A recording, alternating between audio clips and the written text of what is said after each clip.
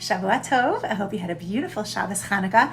I know many of you probably already lit candles, depending on where you live.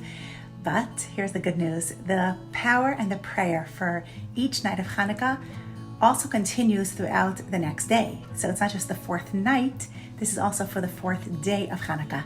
So let's talk about the power and the prayer for the fourth night of Chanukah. That is our four imahot, our matriarchs, Sarah, Rivka, Rachel, and Leah. Now, when we talk about all of them collectively, there is something that they teach us as a whole, as all four of them together. That is balance.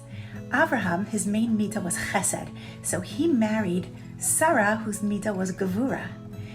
Yitzchak, his main mita was gevura, so he married Rivka, whose mita was chesed. Now we have Yaakov, who's tiferet, which is a blend of both chesed, kindness, and gevura, discipline. So who does Yaakov marry? Yaakov needed two wives, Rachel and Leah, one that was chesed and one that was gevura, to maintain that healthy balance. Now, the number 4 is very significant in Judaism, and there's a lot of meaning to that number.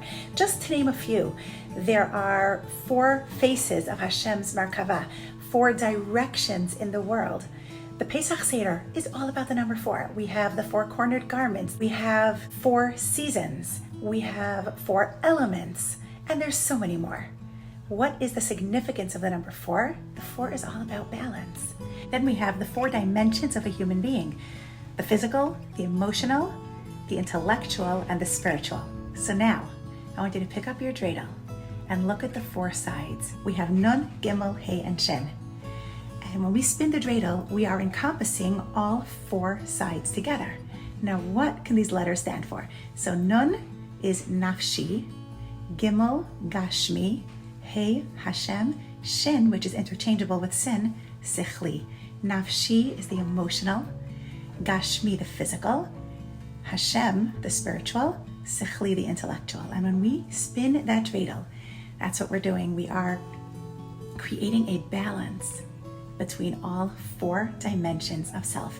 Now, if you live in Eretz Yisrael and you have a pei instead of a shin, then you can just change it to pikeach, which means an astute person, someone with an alert mind, which is the equivalent of the intellect.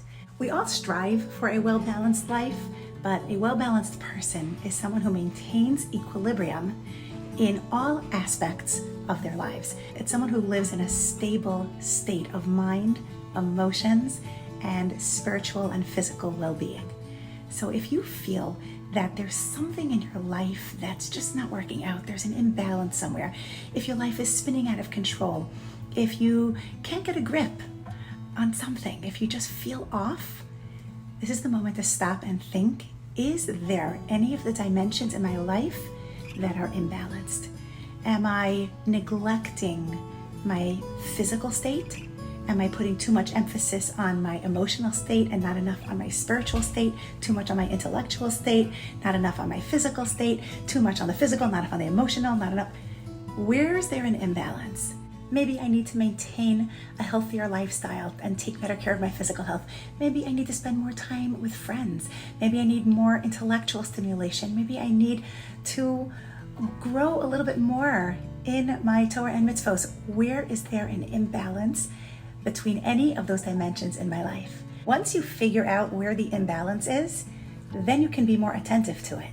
Then you can live a life of health, happiness, and harmony. The power and prayer for the 4th day of Chanukah is to live a well-balanced life, to maintain equilibrium in all 4 dimensions of self.